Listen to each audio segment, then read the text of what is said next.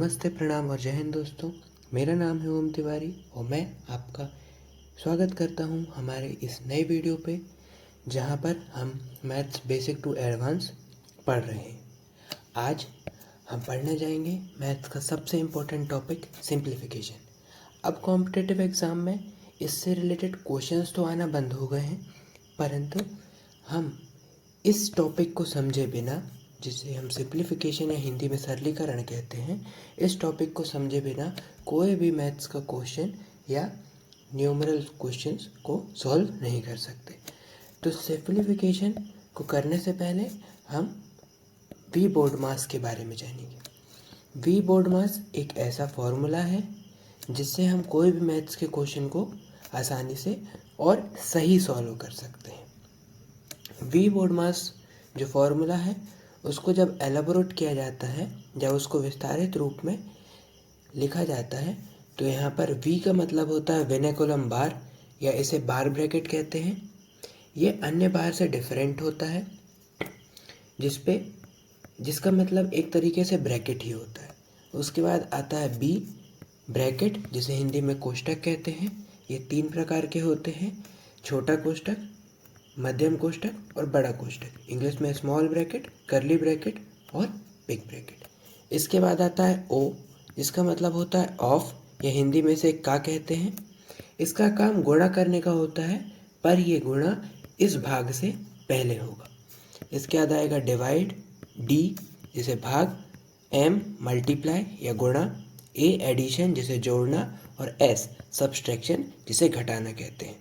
कोई भी मैथ्स को सॉल्व करने से पहले, मैथ्स के क्वेश्चन को सॉल्व करने से पहले हम या सॉल्व करते समय हम इस वे में ऊपर से नीचे इसे सॉल्व करेंगे। हम कोई भी क्वेश्चन में सबसे पहले बार देखेंगे, अगर बार नहीं है तो ब्रैकेट देखेंगे। ब्रैकेट में सबसे पहले छोटा ब्रैकेट, फिर मध्यम, फिर बड़ा। उसके बाद ऑफ सॉल्व करेंगे, उसके बाद डिवाइड सॉल्व करेंगे, उसके बाद मल्टीप्लाई, और फिर एडिशन और सब्सट्रैक्शन। एडिशन और सब्सट्रैक्शन को हम साथ में भी सॉल्व कर सकते हैं। इस वीडियो में मैं प्रयास करूंगा कि आपके सामने इस क्वेश्चन को सॉल्व करता जाऊं, जिससे आपको इसे समझने में और आसानी हो। तो सबसे पहले हम इस क्वेश्चन को देखते हैं, जो कि एग्जाम्पल है। तो इस पे हम वी बोर्ड मास का यूज़ करके इसे हम सॉल्व करेंगे। वी बोर्ड मास सॉल्व करने से हम सबसे पहले देखेंगे कि इस क्वेश्चन में हमें क्या दिख रहा है। यह है 3 × 7 प्लस बिग ब्रैकेट के अंदर 15 divided by 45 multiplied by 9 plus small bracket में 21 डिवाइडेड बाय 5 + 2। ये विनेकुलम बार के अंदर है। तो सबसे पहले हम विनेकुलम बार को सॉल्व करेंगे। 5 + 2 = 7, और ये जो बाकी का फॉर्मूला है उसे हम, या बाकी का जो क्वेश्चन है उसे हम एज इट इज़ उतार देंगे। यहाँ +7 × 3। आगे हम सबसे पहले बार सॉल्व करने के बाद इस ब्रैकेट में सबसे पहले स्मॉल ब्रैकेट को सॉल्व करेंगे और इसे हम डिवाइड करेंगे।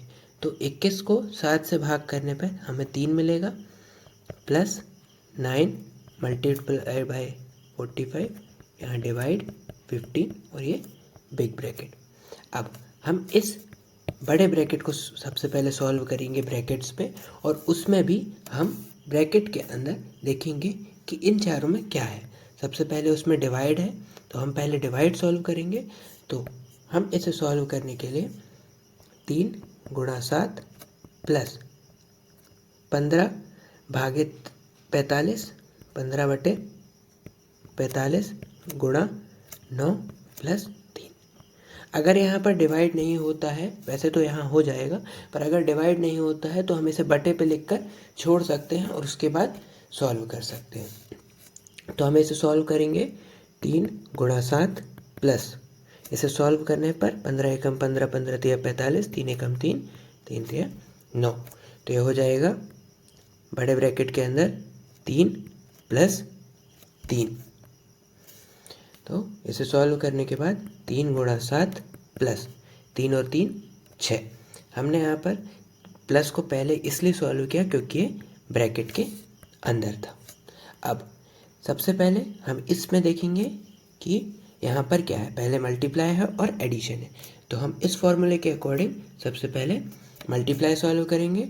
तो 7 दिया 21 प्लस 6 और 21 प्लस 6 बराबर 27। इस प्रकार हमारा एक सिंपल सा क्वेश्चन वी बोर्ड मास के अकॉर्डिंग सॉल्व हो गया। अब कुछ कॉन्सेप्ट्स को जान लेंगे वी बोर्ड मास को करने के में हमें इसे और आसानी होगी। पहला कि ब्रैकेट्स जब रहेंगे, स्मॉल ब्रैकेट, करली ब्रैकेट और बिग ब्रैकेट के सामने अगर कोई चिन्ह या साइन नहीं है तो उसे ऑफ मानकर सॉल्व किया जाता है। ऑफ मानकर सॉल्व किया जाता है, इसका मतलब हमें पहले ऑफ, या इसे हिंदी में का कहते हैं, तो इसे मानकर हम सॉल्व करेंगे, मतलब हम पहले गुणा करेंगे और यह गुणा डिवाइड से पहले सॉल्व किया जाएगा। For example 18 divided by 2 bracket के अंदर 8 माइनस 5। अब आप देखेंगे इसे हम दो तरीके से सॉल्व करेंगे। अगर हम इस ऑफ को ध्यान नहीं रखते हैं तो हमारा आंसर गलत भी आ सकता है। फॉर एग्जाम्पल अगर आपने इसे देखा, आपने सोचा होगा कि 18 डिवाइडेड बाय 2 पहले सॉल्व करेंगे, 8 में से 5 गए तो 3। अब यहाँ पर कोई निशान नहीं है, इसका मतलब गुणा है। तो आप देखेंगे कि यहाँ डिवाइड है, यहाँ गुणा है, तो हम पहले डिवाइड को सॉल्व करेंगे और इसे सॉल्व करने पर 18 भागे 2 बराबर ये 9 हो जाएगा, गुणा 3 बराबर 27 हो जाएगा। पर ये आंसर आपका गलत हो जाएगा। ये क्वेश्चन आप गलत तरीके से सॉल्व किए। तो इसे सही तरीके से सॉल्व करने का तरीका क्या है, 18 भागित 2, इसे सॉल्व करने पर 3 आएगा। और जैसे कि इसमें लिखा है कि ब्रैकेट के सामने अगर कोई चिन्ह नहीं होता है तो उसे ऑफ मानकर सॉल्व किया जाएगा। तो ये 18 भागित 2 ऑफ 3 होगा, जिसे 18 भागित 3 दूनी 6 माना जाएगा। और इसे जब भाग करेंगे तो 6 तिया 18 होगा और हमारा आंसर 27 ना आकर 3 आएगा, जो कि सही है। दूसरा नोट करने वाली बात यह है कि डिवाइड वाले क्वेश्चन में अगली संख्या को 1 के बटे में करके डिवाइड को मल्टीप्लाई में बदल सकते हैं। एग्जाम्पल से समझते हैं। यहाँ दिया है 15 डिवाइडेड बाय 7 गुणा 14। तो हम इस डिवाइड को मल्टीप्लाई में सॉल्व करने के लिए 1 के बटे में कर सकते हैं। यहाँ आप देखेंगे कि 15 गुणा में करके इसे 1/7 कर दिया गया और इसे गुणा 14। तो 15 गुणा 1/7 गुणा 14 को जब सॉल्व करेंगे तो 7 दूनी 14, तो हो जाएगा 15 गुणा 1 गुणा 2 बराबर हमारा आंसर यहाँ पर 30 आ जाएगा।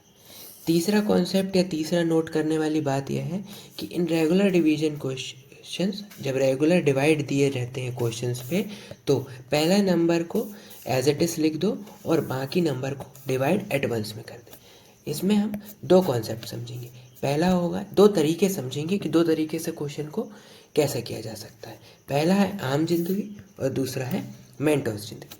आम जिंदगी में हम क्या करेंगे, सबसे पहले 5 का गुणा इसे 1/5 करेंगे, फिर सॉल्व करेंगे कि 5 से 5 कटेगा 1 आएगा, फिर इस डिवाइड को सॉल्व करेंगे तो 5 को 1 से डिवाइड करेंगे तो फिर इसे मल्टीप्लाई में बदल कर 1/5 किया जाएगा, फिर इसे सॉल्व किया जाएगा 1/5, फिर इसे गुणा में बदल कर 1/5 किया जाएगा और फिर 1/5 गुणा 1/5 1/25 होगा। पर जब हम मेंटोस ज़िंदगी की बात करते हैं तो हमें करना कुछ नहीं है, बस एक सिंपल सा तरीका करना है कि 5 को लिखना है और आगे आने वाले सभी डिवाइड को डायरेक्ट एज इट इज़ नीचे लिख करके गुणा कर देना है। कि इस कॉन्सेप्ट के अकॉर्डिंग रेगुलर डिविजन्स जब होते हैं, कि लगातार डिविजन्स जब आते हैं, लगातार जब भाग करने के क्वेश्चन रहते हैं, तो पहले नंबर को एज इट इज़ लिख दिया जाए और जो आगे के क्वेश्चन है उसको डिवाइड में एट वंस एक साथ डिवाइड कर दिया जाए। तो जब इसे हम भाग करेंगे 5 एकम 5, 5 एकम 5 और यहाँ सीधे सीधे 1/25 आ जाएगा। ये हमारा आंसर हो जाएगा। जब हमें ऐसे कॉन्सेप्ट्स के बारे में पता होता है तो जो एसएससी एग्ज़ाम्स में जो हमें 60 मिनट या 1 घंटे का टाइम मिलता है, जिसमें हमें 100 क्वेश्चंस करने रहते हैं, तो ऐसे कॉन्सेप्ट को पता करने के बाद हमें इस क्वेश्चन की टाइम लिमिट में थोड़ा और टाइम मिल जाता है, क्योंकि हम कोई भी क्वेश्चन को आसानी से और जल्दी से कर सकते हैं। अब आगे बढ़ते हैं फ्रैक्शंस पे सरलीकरण, सिंप्लीफिकेशन ऑफ फ्रैक्शंस। तो इस पे नोट करने वाली बात है, ये कॉन्सेप्ट्स है कि हमें करना क्या है। अगर a बटे बी गुणा a बटे सी बटे डी है तो ए सी अपॉन बी डी हो जाएगा। a गुणा सी बराबर ए सी बटे बी डी। और ये सिंप्लीफिकेशन मल्टीप्लिकेशन और डिवीज़न के लिए है। तो अगर क्वेश्चन दिया रहता है a बटे बी बटे सी बटे डी, तो आप इसे a बटे बी भागित में c बटे डी लिख सकते हैं। भाग का निशान चेंज करने पर इसे एक के बटे में किया जाएगा तो संख्याएं पलट जाएंगी, d ऊपर आ जाएगा और c नीचे हो जाएगा, तो ये हो जाएगा ए डी बटे बी सी। उम्मीद करता हूँ कि आपको समझ में आया होगा। इसे हम एक एग्जाम्पल से समझते हैं तो ये और आसानी होगी।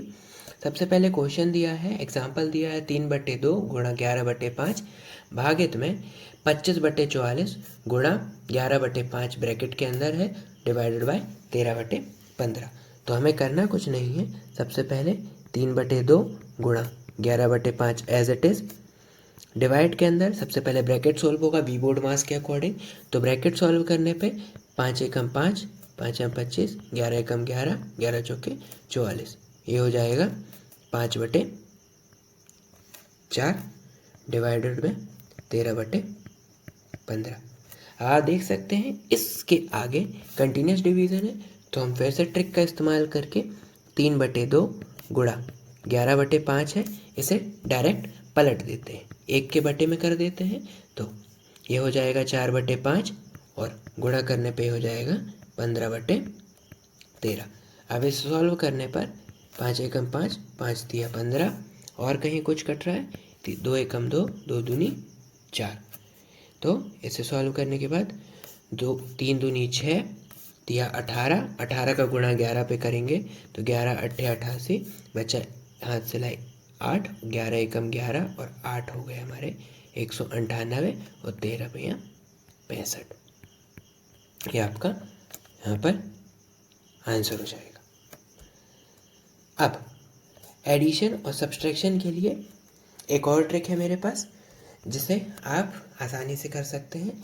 जैसा कि मैंने आपको फ्रैक्शंस में पढ़ाते समय समझाया था कि जब भी कोई मिक्स्ड फ्रैक्शन या मिश्रित भिन्न होती है, फॉर एग्जांपल a सही b बटे c, तो हम इसे a प्लस b बटे c लिख सकते हैं। यहाँ पर a इंटीजर रहता है और b एक प्रॉपर फ्रैक्शन रहता है। तो इसे सॉल्व करने के लिए हम क्या करेंगे, 11 प्लस 2 बटे 3 प्लस 9 प्लस 1 बटे 6 माइनस 5। अब यहाँ पर माइनस साइन है, तो जब ये खुलेगा ब्रैकेट, ये जो मिक्स्ड फ्रैक्शन टूटेगा तो ये भी माइनस में टूटेगा, -4/9 हो जाएगा। अब इंटीजर्स को एक साथ लेके सॉल्व कर लेंगे। 11 और 9 हो गए हमारे 20, 20 में से 5 गए 15, प्लस 2 बटे 3 प्लस 1 बटे 6 माइनस 4 बटे 9, 4 बटे 9 माफ़ कीजिएगा। अब इन तीनों का हम एलसीएम लेंगे, तो 9, 6 और 3 का एलसीएम लेने पर इसे हम 2 तरीके से कर सकते हैं एलसीएम निकालने को।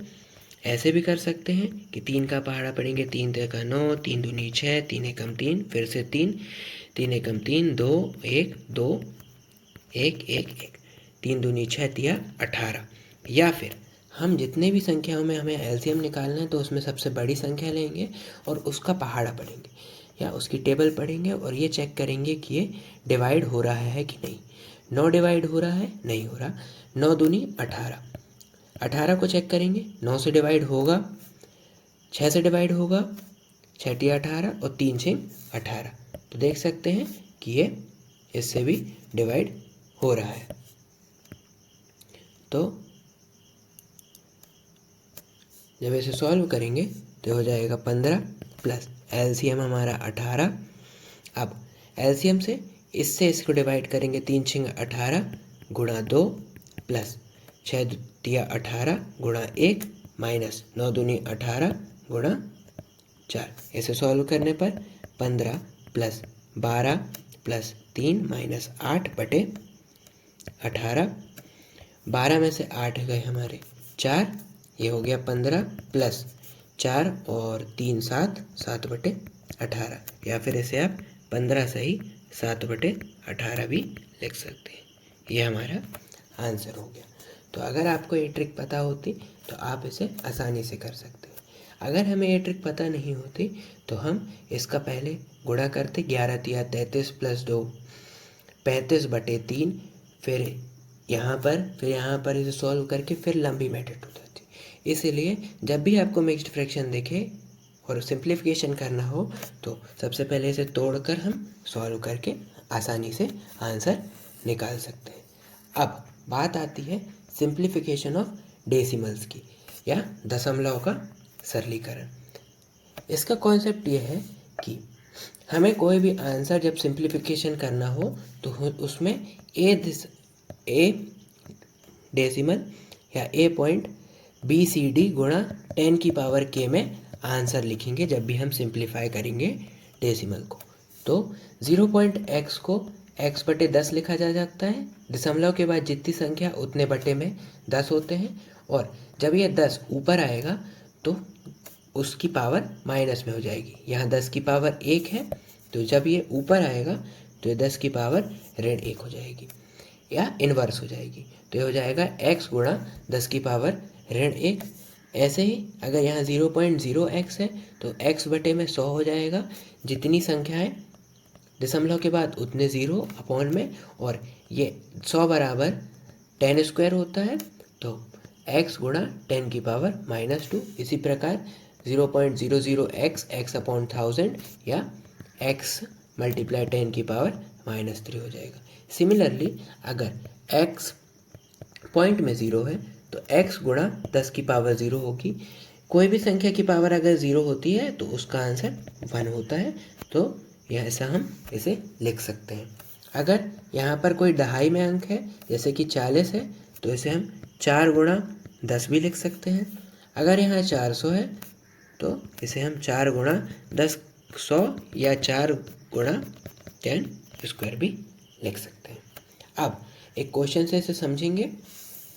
तो क्वेश्चन दिया है 0.00060 फिर 8 गुणा 900 बटे 0.000004 इंटू 0.002। तो सबसे पहले इसे स्टैंडर्ड फॉर्म में चेंज करने के बाद हम इसको सॉल्व करेंगे।